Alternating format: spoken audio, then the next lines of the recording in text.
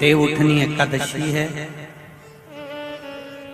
संपूर्ण भारत की भूमि पर, संपूर्ण विश्व में आज भगवान कृष्ण, शालिग्राम जी भगवान और तुलसा मैया का मंगल विवाह हो रहा है।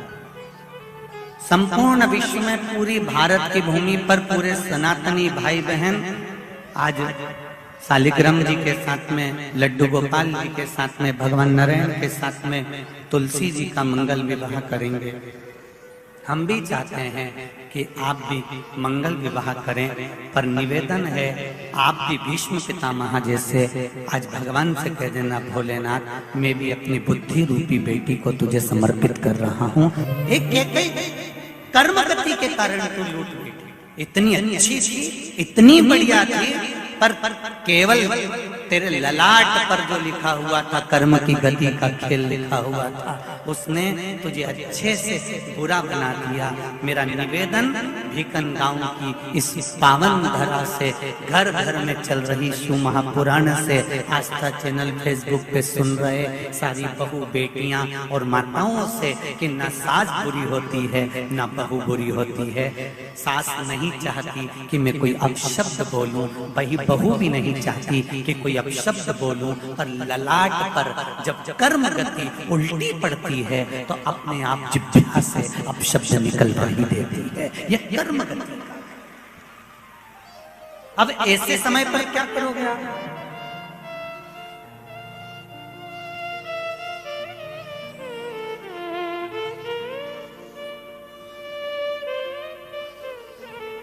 ऐसे समय पर क्या किया जाए?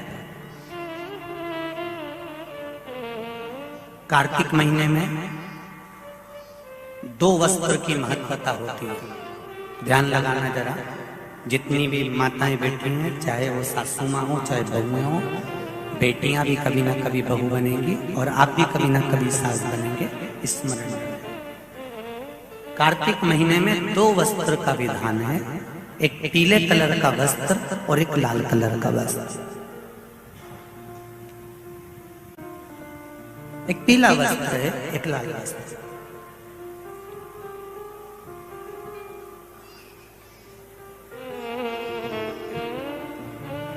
आज देवउठनी एकादशी है।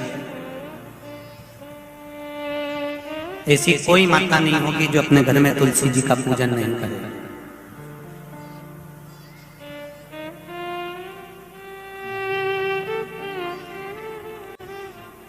घर की मां यदि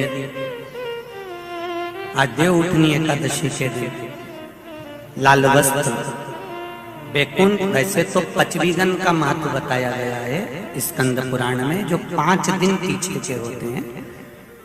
आंवला नवमी से जो क्रम पचवीगन का चालू होता है, पूर्णिमा तक, बैकुंठ चतुर्दशी के क्रम तक, उसका जो महत्व, इन 5 दिनों की महत्वता वैसे स्कंद पुराण में कही गई है, पर आप समझें उसको। लाल वस्त्र अगर कार्तिक महीने में तुलसा महारानी पर ओढ़ाया जाता है और वही वस्त्र बाद में रख लिया जाता है संभाल कर, तो उस घर में किसी कर्म गति के कारण भी अगर अपशब्द निकल रहे होते हैं तो वो अपशब्द वो वस्त्र रोक लेता है। वो वस्त्र रोकता है। कौन सा वस्त्र? लाल वस्त्र, पीला वस्त्र।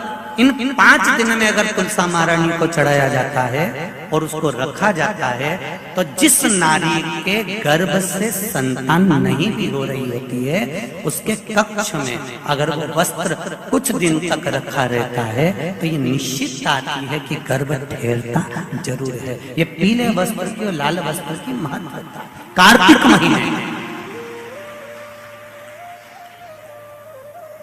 अब कई माताएं कहती हैं कि हमारे पास में लाल वस्त्र नहीं है, हमारे पास में इतना नहीं है, तो लाल कलर का लच्छा भी तो आता है, नाड़ा। बोलो आता है कि नहीं आता? लाल तुम्हारे घर में सिलाई करने का लाल कलर का धागा तो होगा ना कि नहीं होगा? लाल कलर का लच्छा तो होगा, नहीं होगा सफेद कलर का धागा तो होगा, उसको कंकु में लाल करना। पर उस वस्त्र की महत्वता को हम समझें।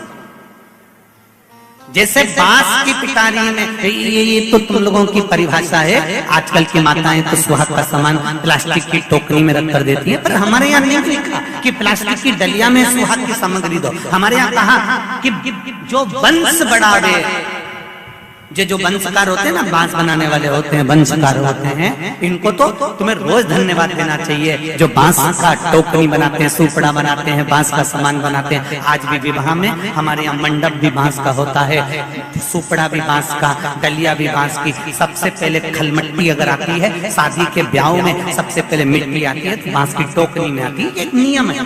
क्यों? क्योंकि जिसकी शादी में मट्टी, इधर लाते मट्टी, जिसकी शादी में मट्टी बांस की डलिया में आती है, उसको संतान के लिए डॉक्टर को दिखाने की जरूरत नहीं पड़ती।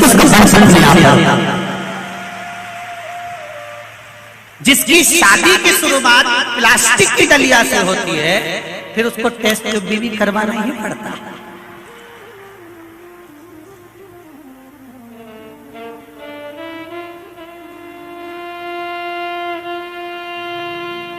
ये कुछ हमारे शास्त्रों के नियम है। अब आप उसको समझो ना समझो, चाहे उसके ऊपर हंसो, चाहे कुछ भी करो, आप चाहो तो थोड़े दिन बाद कह देना, बताओ शिवर वाला महाराज तो पगले जैसी बात करता है, तो उसमें कोई दिक्कत वाली बात नहीं है।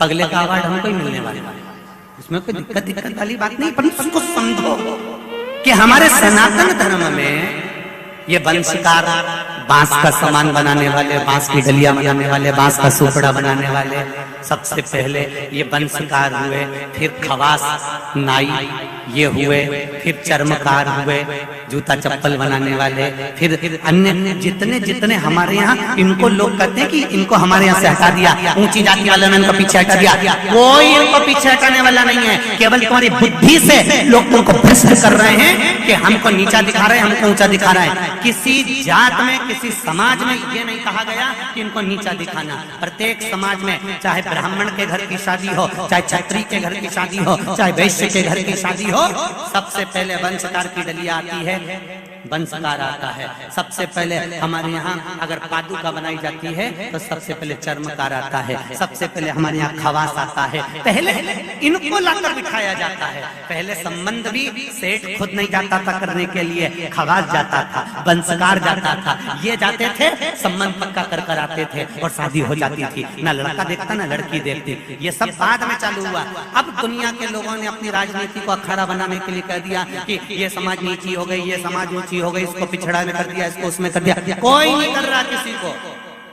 भगवान की ये पोथी रखी है शिव महापुराण की, जिस पे रखी है, इसके 4 पाए, 1 2 3 और ये 4, ब्राह्मण क्षत्रिय वैश्य शूद्र, ये 4 पाए पर मेरी शिव महापुराण की पोथी रखी हुई है। कोई साधारण हर महादेव। दोस्तों, 12 नवंबर देव उठनी एकादशी के दिन पंडित प्रदीप मिश्रा द्वारा बताए गए उपायों को अवश्य करें। आप तुलसी की पूजा जैसे करते हैं वैसे करना है और मनोकामना पूर्ति के लिए आप एक पीला वस्त्र और एक लाल वस्त्र तुलसी जी को जरूर चढ़ाएं। हर हर महादेव।